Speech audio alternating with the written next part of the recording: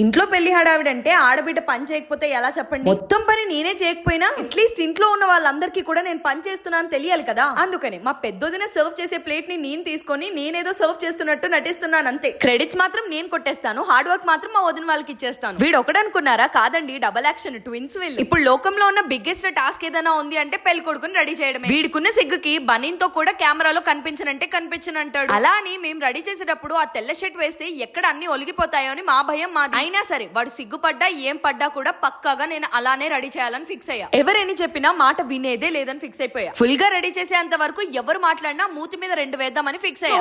మా దగ్గర మాత్రమే ఇలానా, మీ దగ్గర కూడా ఇంతేనా? అంటే పెళ్లి కొడుకుని రెడీ చేసేటప్పుడు ఆడపడుచులు మాత్రమే రెడీ చేస్తారు. అలా మా ఒక్కరికే ఆచారం ఉందా? మీ దాంట్లో కూడా ఇలానే చేస్తూ ఉంటారా? పెళ్లి మొదలైన కాడ నుంచి ఎండింగ్ వరకు, అంటే పెళ్లైన తర్వాత 3 రోజుల వరకు కూడా ఆడపడుచు మాత్రమే పెళ్లి కొడుకుని పెళ్లి కూతుర్ని రెడీ చేయాల్సి ఉంటుంది. ఫస్ట్ పెళ్లి కొడుకు అవ్వంగానే పెళ్లి బొట్టు నేనే పెట్టేశాను. కాటిక రాసేటప్పుడు మాత్రం లైఫ్ లో ఫస్ట్ టైం రాసుకుంటున్నాడు కాబట్టి కొంచెం టాస్క్ అనే అనిపించింది. పెళ్లి బొట్టు పెట్టి, బుగ్గన చుక్క పెట్టి, కళ్ళకి కాటుక పెట్టి, చేతికి పారాని పెట్టి ఫైనల్ గా పెళ్లి కొడుకునైతే రెడీ చేసేస్తున్నాడు. రెడీ చేసేటప్పుడు ఏమన్నా కెమెరామెన్స్ స్థిరంగా ఉంటారా చెప్పండి? ఒక పక్క నుంచి పని చేస్తూ ఉంటే ఇంకొక పక్క నుంచి ఫొటోస్ కి వీడియోస్ కి పోజెస్ ఇవ్వని అడుగుతున్నారు. అయినా ఈ బాధ నాకు కూడా తెలుసులేండి, ఎందుకంటే నేను కూడా ఒక ఫోటోగ్రఫర్ నే కదా. పాపం మా అన్నయ్య పెళ్లి కొడుకుని చేస్తున్నప్పుడే మా అత్త మాత్రం వాడు వద్దంటున్నా సరే టిఫిన్ ని మాత్రం నోట్లో కుక్కుతూనే ఉంది మా అత్త.